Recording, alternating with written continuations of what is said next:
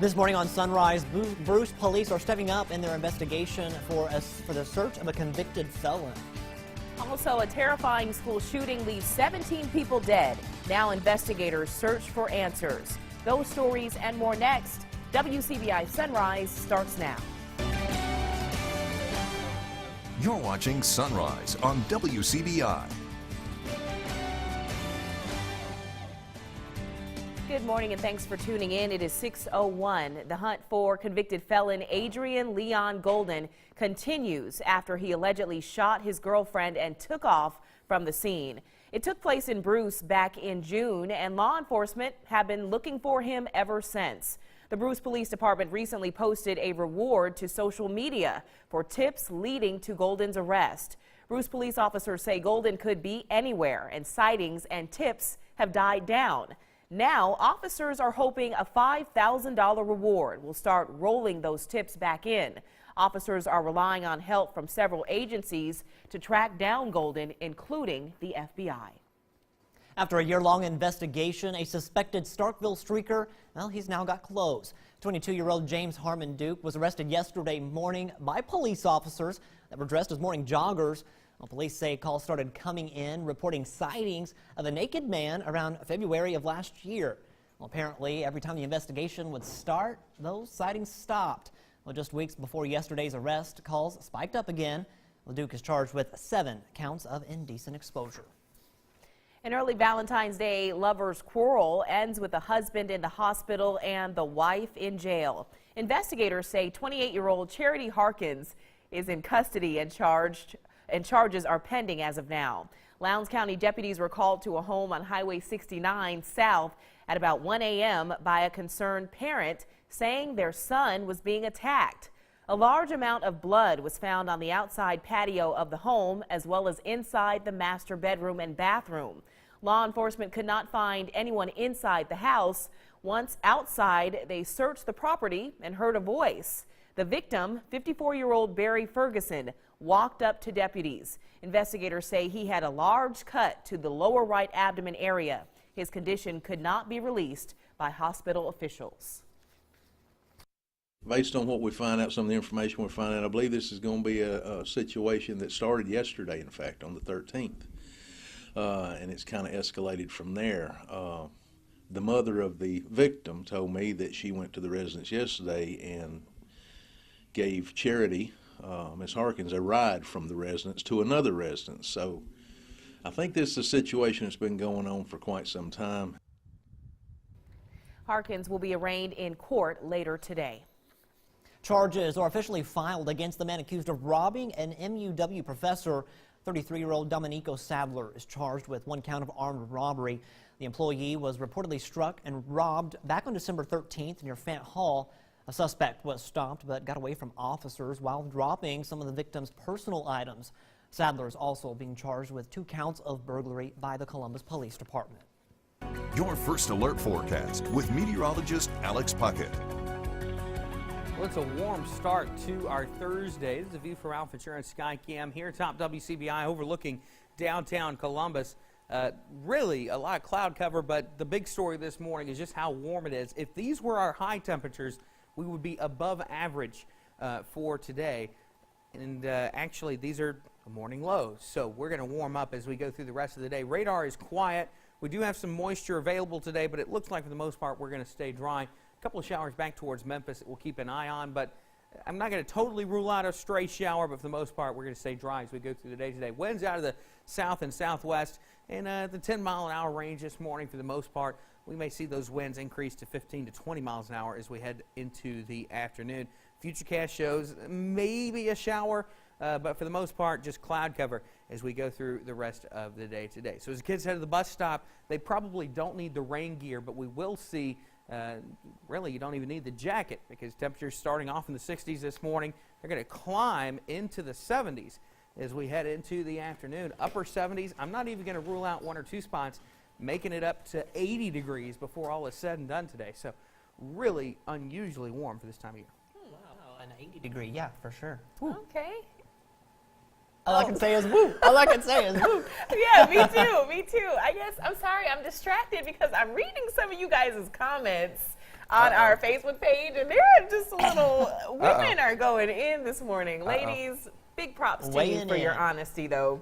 Our question of the morning is, what are some benefits of being single? And let's see, I want to start with Robert Sanderson. Let's start with a guy. He says, if Jay-Z is to be believed, I suppose one of the benefits of being single is having only 99 problems. But you won't be one. Exactly. Yeah, we have to. You got to be careful with that one. Yeah, let me Gotta stop be careful right with that there. on TV. Yeah, Regina O'Neill, if you're selfish or jealous, then the benefit would be to never marry so you won't tear up someone else's life. Stay single. Liddell Smith says freedom to come and go whenever, wherever you want. I like those. Keep these comments coming. There's one about don't have to share the TV. Like that one too. So keep the comments coming. We'll share some more a little bit later. 6:06. More sunrise still ahead.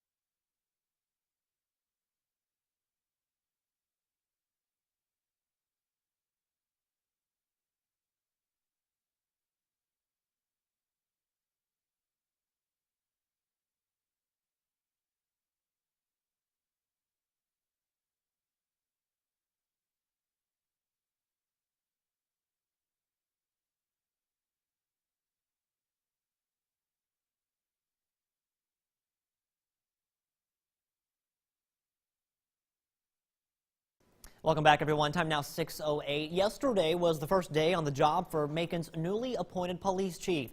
Well, Tuesday, the Board of Aldermen voted unanimously to demote former police chief Lucius Mason to a patrol officer. Mason served as Macon's top cop for 5 years with an additional 25 years of law enforcement experience. Well, during the meeting, Assistant Police Chief Divine Beck was promoted to acting chief. Ward 3 Alderman Tommy Campbell says they hope the community will support the board's decision. Well, first responders, they put their lives on the line daily, running to danger while others run away from it. Wednesday morning, 14 Tupelo police officers, well, they were recognized for their bravery. Awards and commendations were presented to officers for taking life-saving measures during a recent fire, solving a number of crimes and heroic actions during the June 2016 chase and shootout with a suspect who had murdered his pregnant girlfriend. Well, in fact, the driver's side door from a patrol car shot by the suspect was on display at the ceremony. It was the first public award ceremony for Tupelo Police in years, and Chief Bartigari says while officers don't seek praise or accolades, it is a good thing to highlight their heroic acts. They're pretty humble. They just, all these guys ever want to do is just do their job. That's all they want to do. And each and every one of them want to be able to go out there and do their job and come home. They're going to go out there and they're going to do their job to the best of their ability. Again, thank you. The awards were presented during the regular meeting of the Police Advisory Board. Time now 6:10. Still to come. We've got some guests here in the studio with us. We'll speak with them straight ahead.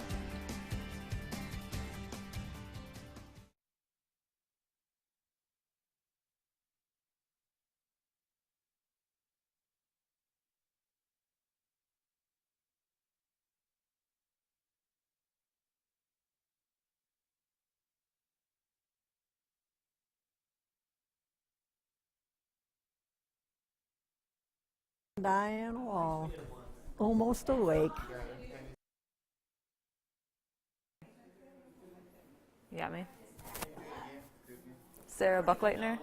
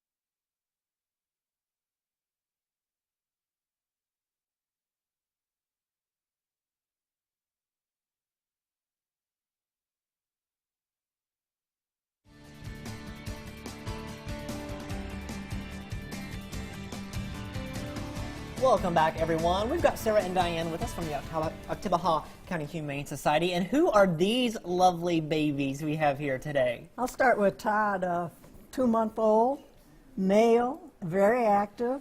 He cleaned Alex's ears for me this He sure morning did. He did, didn't he? before we went on the air, and just an adorable doggy terrier mix. I love the brown spot on his ear. He's Yes. so pretty. Yes. All right, and she's over here talking now. I just heard her meow. Yeah, so this is Olive. She's a 4-year-old domestic short-haired tortie, and she's super playful and adventurous. So, like right now, she'd really like to go. She's fixing to jump off into Yeah, the she'd news like to or go something. explore the studio. Yeah. So we're gonna. Hi.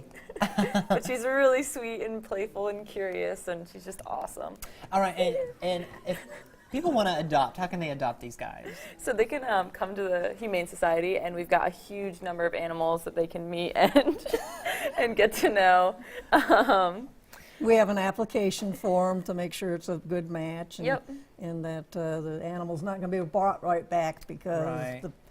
the family members didn't know maybe adoption was going to happen. Right, and everything right. like that. So Yep. And you know, you guys work tirelessly, you know, trying to find these guys homes and things. How important is it just to find these forever homes for our four-legged friends? It's incredibly important. You know, it makes the difference between life and death for some of our Right. animals. So yeah. Well, they are precious. They are so precious. We love having them here so much. And if I could add, a pet in the household is a big plus for the people, Oh yeah, not just the animals, but the Oh yeah, people definitely. too. we need that love just as well, huh? Yeah. Yep. All right, well, for more information at the Oktibbeha County Humane Society, there's their number right there on our screen. You can also visit them at www.ochsms.org. But for now, let's toss things over to meteorologist Alex Puckett with a quick look at our forecast. Hey, Alex. Hey there, Scott. I want that dog so bad. It's so cute. Such a cute puppy. I'm sure whoever gets it will give it a wonderful home. Radar quiet this morning for the most part. We got some showers back off to our north and west, but we're going to stay mainly dry today. Not going to totally rule out a rogue shower, but for the most part, this is going to be a dry but cloudy day and very warm with temperatures already in the 60s this morning. We'll see those numbers continue to climb as we go through the day. Winds have been up this morning in the 10-mile-an-hour range, and that has meant, despite the fact we've got to get a bit of moisture in place, we haven't seen the fog develop. So some good news there. Your morning commute looking okay. This is the view from our Alpha Insurance Skycam here, top WCBI, overlooking downtown Columbus. No real issues this morning. Futurecast shows maybe a little bit of moisture out there, but really going to struggle to get any rain as we go through the day today. So this does look like it may be really one of the dry days for us over the next few days. As we go through the rest of the day, temperatures climbing into the 70s as we get into the afternoon. Once you get south of Highway 82, I'm not totally going to rule out one or two spots making it up to 80 degrees. We'll see what happens. But most spots make it into the upper 70s. Cold front pushes through Friday. We're going to get some rain associated with that Friday, and then some more moisture pushing in Saturday, and even a few scattered showers on Sunday as well. So here's how the next 7 days are going to work out. Again, the best chance of rain going to be coming Friday and Saturday. Temperatures drop starting Friday. We do make it into the mid-60s Friday, but they drop down into the afternoon. Upper 50s Saturday, but we warm back up as we get into the week next week. Today's Spiller Furniture and Mattress Weather Quiz. In the southern hemisphere, low-pressure systems rotate which way? Is it clockwise, counterclockwise, or can they rotate either way? Think about that. Let's get checked out sports and say good morning to Robbie. Good morning to you. Hope you're having a great start to your Thursday. If you have any sort of heart condition, you probably haven't wanted to watch the Mississippi State men's basketball team over the last two games. Heart-stopping, down-to-the-wire finishes in the last two contests. You know how the Missouri game finished. How would the Bulldogs do on the road at Vanderbilt? They absolutely needed to get a win against a Vanderbilt team that overall record-wise isn't good, but really tough at home. They've won their last three at home at Memorial Gymnasium. And how about this start from Eric Holman? One hand slam plus the foul. Bulldogs looking good to start. Then later, Tyson Carter, he shot this one from Knoxville. Good grief, that one was way outside. Bulldogs have a big lead. You see that lead already up to 7, and then here's Lamar Peters, alley-oop to Holman. Still holding on to that 7-point lead. Then that's when Vanderbilt got hot. Here's a little defense to offense for you. Abdullah Dube, big man rumbling down the court for the two-hand throwdown. But man, Vanderbilt got hot from 3 at the end of the first half. A 26-9 run to end the first half. Here's a Joe Toy triple. Bulldogs trailed 40-31 at the break. Second half, that's when it gets interesting, and that's when the X factor comes into play, or we can just call him X, Xavier Stapleton. I don't know what the dude ate for breakfast Wednesday morning, but whatever it was, he should probably do it again. Or maybe he should just get teed up like he did at the beginning of the second half against Vanderbilt, because the guy went 5 for 5 from three-point range in the second half in the midst of about a 5-minute span, and all of a sudden the Bulldogs have a 1-point lead. Let's fast forward to under 10 seconds left. Stapleton's at the line. Bulldogs have a 2-point lead, 6.4 seconds left. He misses the second free throw. Vanderbilt gets the rebound. In transition, Riley LaChance to win it. Yes.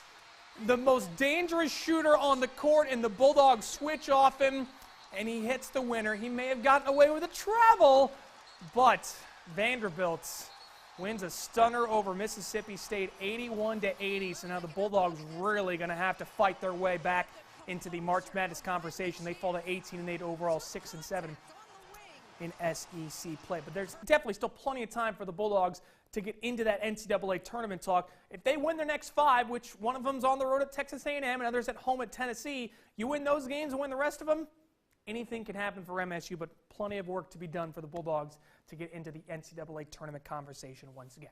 Well, we've got baseball to enjoy this weekend. At Mississippi State, the Road Dogs will begin the season on the road and where their greatest triumph of last season occurred. A big 3-game series starts the new year at Southern Miss for Andy Cannizzaro and the Diamond Dogs, and they are eager to prove themselves. The top 25 matchup around the board, that kind of thing, and all the preseason polls, and we know the place is sold out. There aren't going to be that many Mississippi State fans that are going to be there due to the ticket situation going on down there. But, at the same time, our guys have worked extremely hard. We're ready for the challenge. We're looking forward to the opportunity, and we're finally ready to go play somebody. And it starts all on Friday when the Bulldogs take on Southern Miss at 4 p.m. Saturday and Sunday, 1 p.m. games. None of these games will be televised, but we will have highlights each night for you on WCBI Sports. Can't forget about Ole Miss. The Rebels going to start off at home at Swayze, taking on Winthrop. It'll be a Friday-Sunday series as well. Friday at 4, Saturday 1:30, Sunday at 12:30. All these games will be online-only broadcasts. You can find it on ESPN3.com. We'll have highlights of all these games as well coming up this weekend. And yes, baseball is back. It's great to even say that. Well, at Ole Miss, the fight against the NCAA continues as the school published its written appeal to the college sports' governing body on Wednesday. Ole Miss continues to take an aggressive approach to fighting the penalties levied against the school, and they are officially appealing its 2018 postseason ban in football. The written appeal was submitted on February 5th, so the Committee on Infractions from the NCAA has 30 days from that point to file its response. Then the university has 14 days to submit a rebuttal. All right, let's get back to hoops. Signing day Wednesday at Starkville High. As senior guard Jordan Temple put pen to paper on his letter of intent as he will continue his basketball career at Northeast Mississippi Community College. The future Tiger has developed into one of the top point guards in the state during his final season as a Yellow Jacket. He has put on that Northeast hat, which looks pretty good, I might add. Jordan's shooting has dramatically improved this season as the Jackets are one of the top teams to beat for the 6A boys state title. J5 doing work for the Jackets, so congratulations to Jordan. Hey, speaking of Jordan Temple in Starkville, we featured him on signing day on Wednesday. You can catch the interview as well on our website with Jordan on WCBI.com. But we're also featuring the Yellow Jackets as our student athletes of the week. We started off a little slow, but lately we've been picking it up. The Starkville Yellow Jackets have been on a hot streak, winning 19 straight games. The last loss came back in November to Okolona, but now it's district play this week for the Yellow Jackets, and the team feels confident leading up to the challenge. One of the hardest things to do is beat a team 3 times during the season, and that's what we have to do twice. I think we're going to do pretty well in the district and hopefully win the championship on Friday. I think we're the favorite in the district. I think if we go out and just play our game, I think we'll come out on top. The last state championship for the Yellow Jackets came back in 2015 during former Starkville High and current MSU guard Tyson Carter's days. And the seniors this season were just freshmen when they won that state title. But now, this year's team plays with a lot more of an advantage shooting the ball more. Tyson team had a little bit more size. We're a little bit smaller. We shoot a lot more than that team. So we just use that to our advantage. I think we shoot a lot more threes than they did, and we make more threes than they did. Tyson, with the ball was in his hand most of the time. On our team, we share the ball a little bit more. We play a totally different style of play now. Me and Tyson talked about it. He said he'd love to have played this style.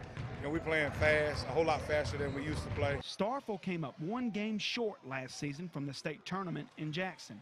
But Coach Carter feels that this team this season can make it back. We got a chance to make the tournament. If we can keep shooting it like we've been shooting it and keep defending and get a few stops, then we have a chance to get there. Starkville returns to action on Friday when they play in the district championship game. Reporting in Starkville, Jonathan Flippo, WCBI Sports. WCBI Student Athlete of the Week with Jonathan Flippo is brought to you by C Spire Wireless.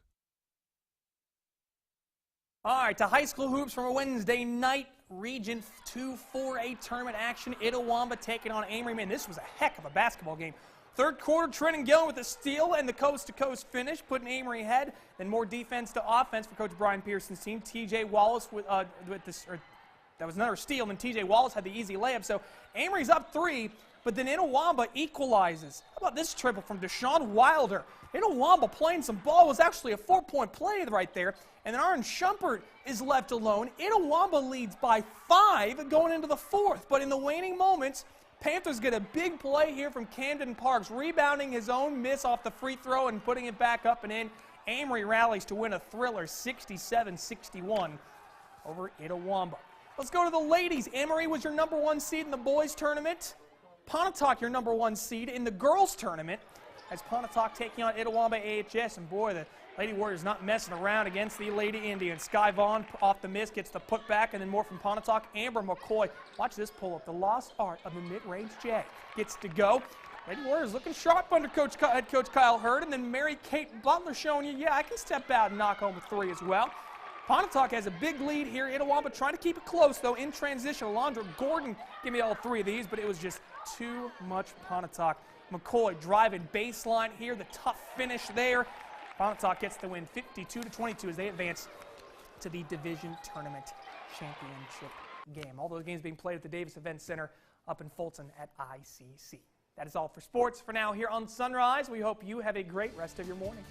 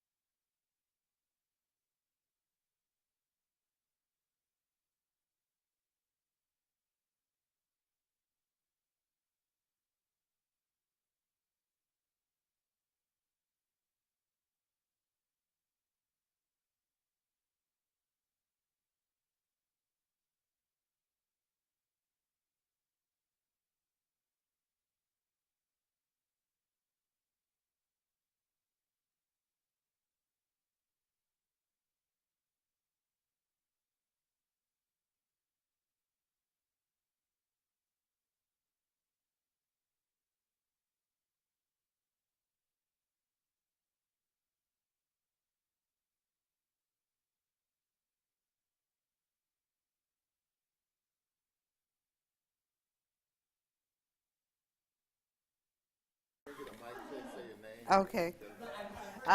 Daisy Jones Brown. No?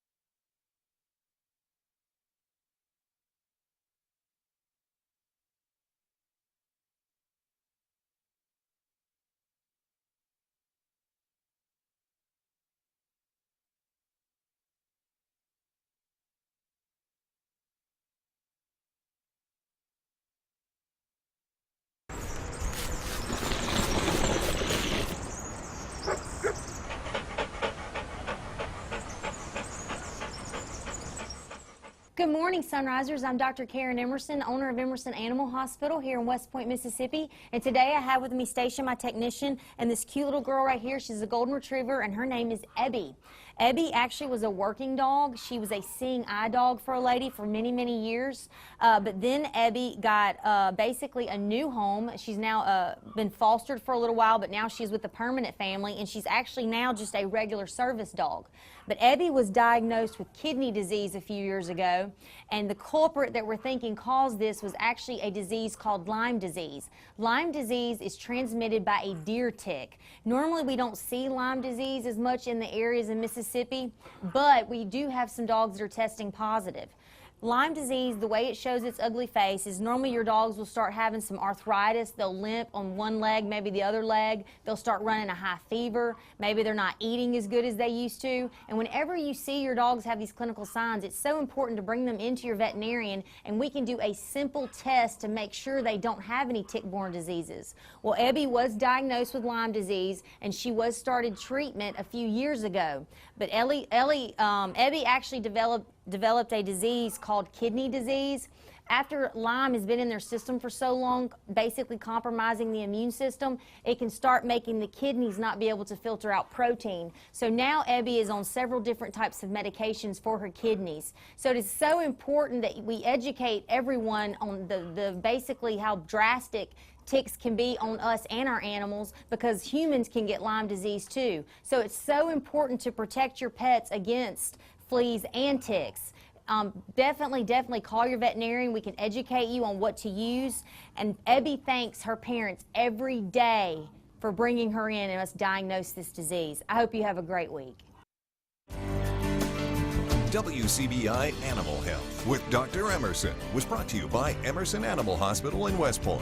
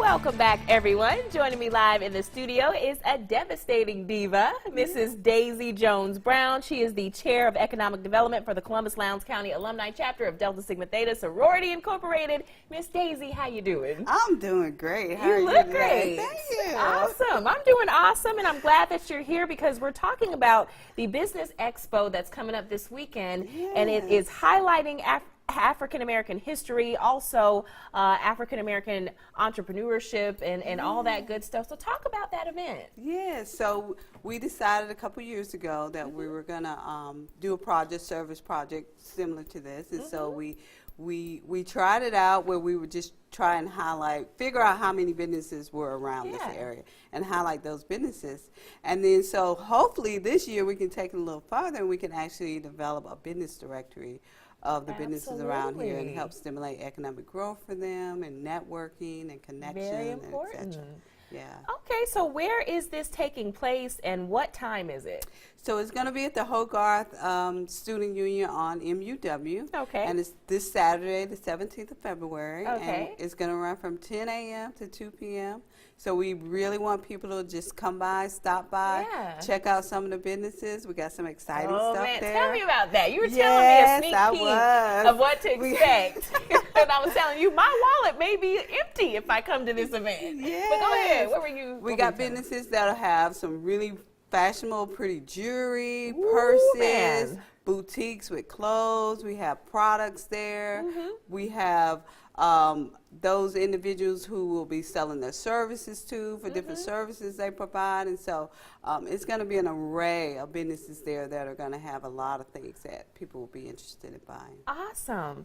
So tell me, my last question for you is, I read recently that African American women make up the largest demographic of entrepreneurs, beginning entrepreneurs. So what are you hoping these businesses take away from maybe getting together and being under one roof in a setting like this? You know, what are you hoping they get out of it? Well, first I hope they sell. Well, make some green, make some money, of course. But then also some networking. And so those who may have contacts that other businesses can use, they can be able to give those contacts to other businesses, whether it's things like the chamber, etc.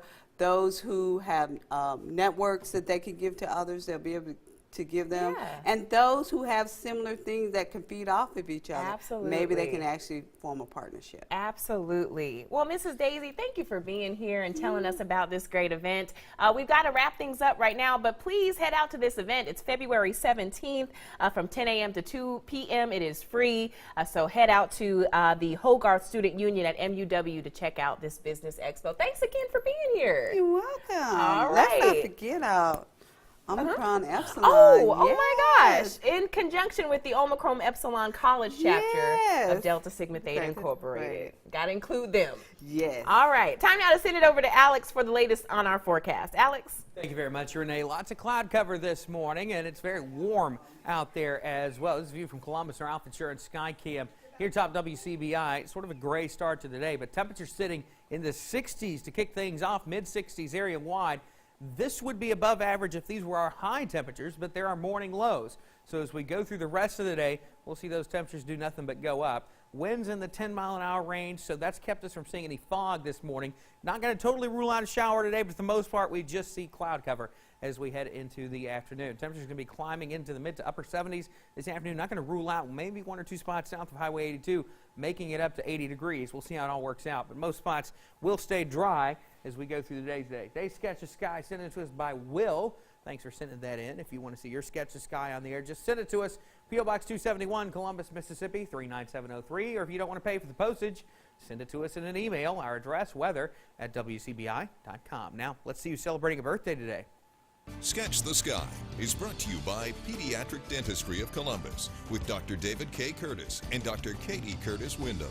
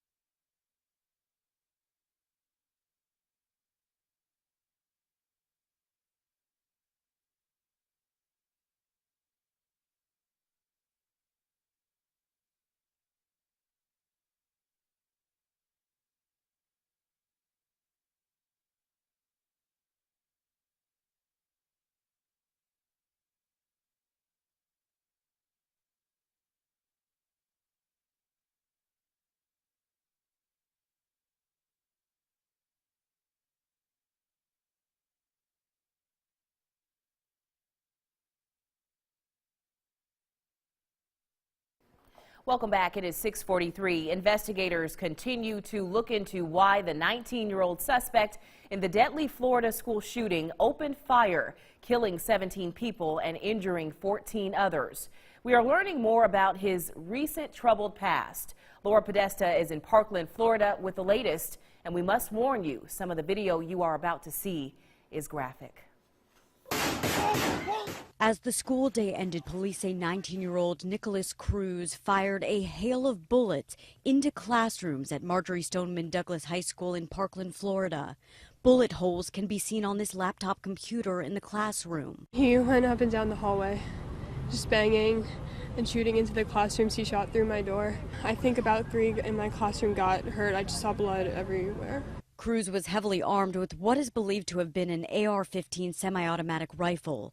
Law enforcement sources say shortly after he entered the school, he pulled the fire alarm. He got us out of our classroom slowly and in a large group of unprotected targets. Cruz was picked up off campus without incident. Last night, investigators searched the home where the 19-year-old was staying. A lawyer representing the family that lives there says Cruz was not related to them. They took him in about 3 months ago after his adopted mother passed away. His adopted father also died some time ago. Other than maybe he was a little depressed because of the mother situation, seemed absolutely normal. They are shocked, cannot believe this. Apparently he had some problems at the school earlier, some fighting, but nobody saw this coming. Law enforcement confirms Cruz had been expelled from Marjorie Stoneman Douglas High School for, quote, disciplinary reasons. One classmate who was counting her blessings says she spoke to Cruz as he was walking out with the evacuating students. He was trouble in middle school, so I kind of joked to him about it and said, I'm surprised you weren't the one who did it. And he just gave me a huh? Authorities say they will be looking at Cruz's social media accounts as they try to piece together why this happened. That was Laura Podesta reporting the 19-year-old suspect has been charged with 17 counts of premeditated murder. Time now to take a commercial break. Alex will have a full look at our forecast after this.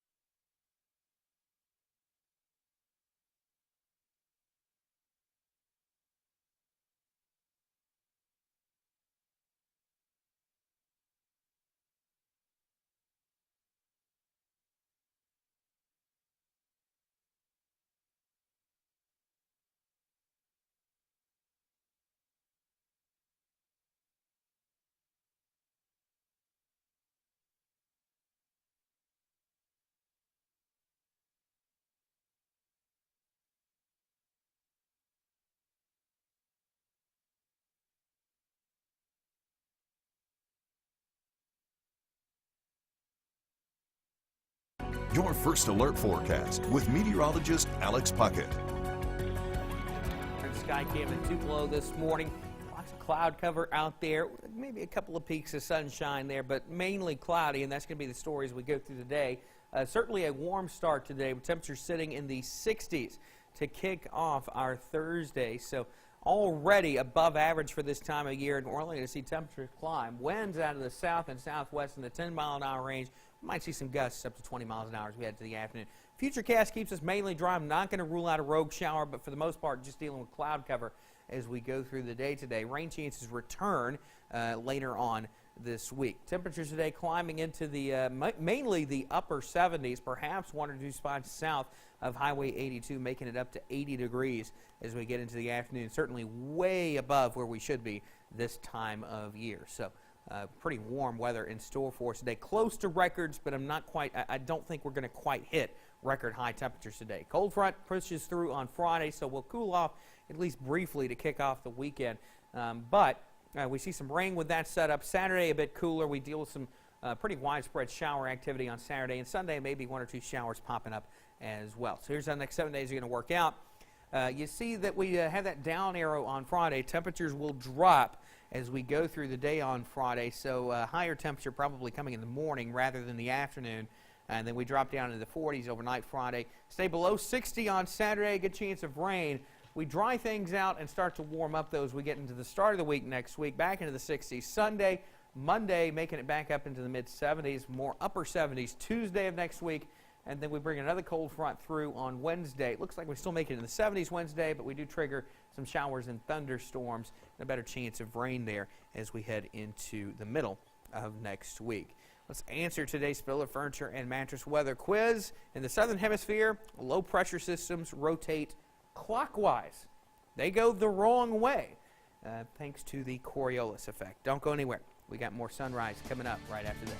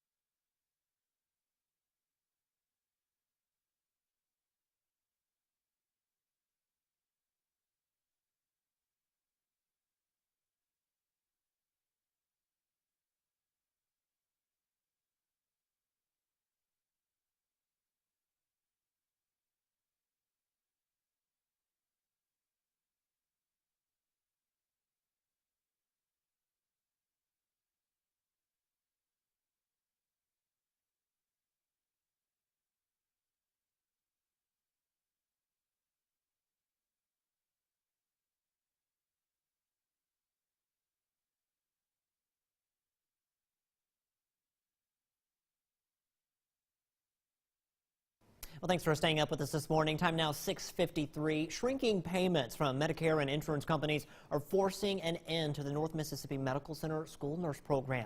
The hospital says it must position itself to handle future financial challenges, and eliminating the school nurse program is one of those difficult decisions they had to make. Medicare has cut its payment to the hospital by $54 million over the past 5 years. The program currently employs 11 full-time nurses across 15 schools.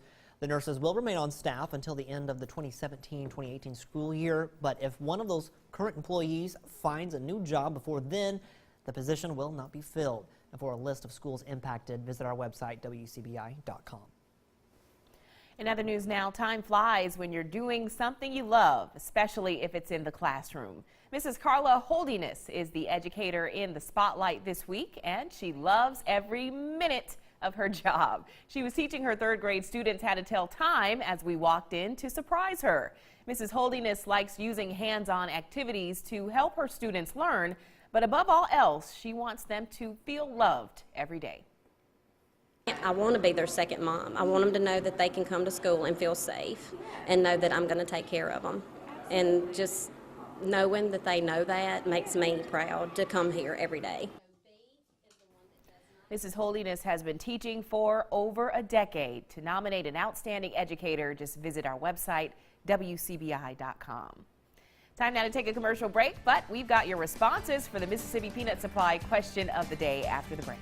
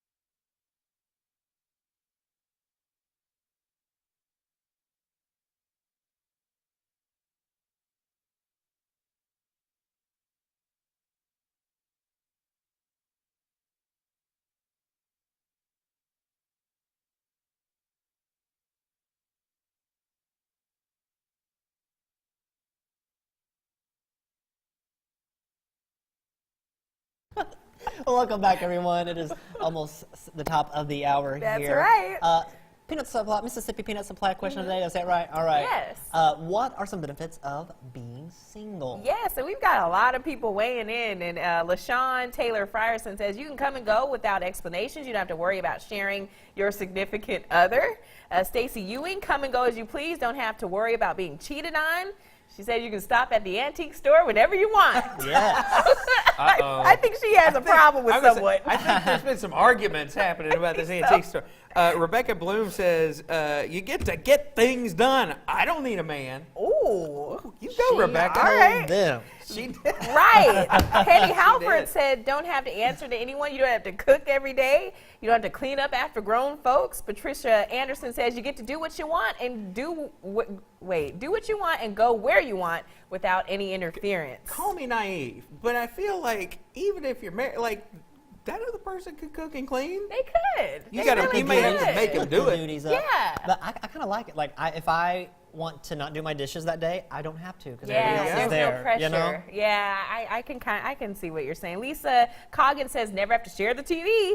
Andy Sloan says no worries of being cheated on. Tiffany Roberts-Lucius, you're your own boss. So thanks everyone for commenting, and we hope you have a great day. We'll see you right back here on Midday.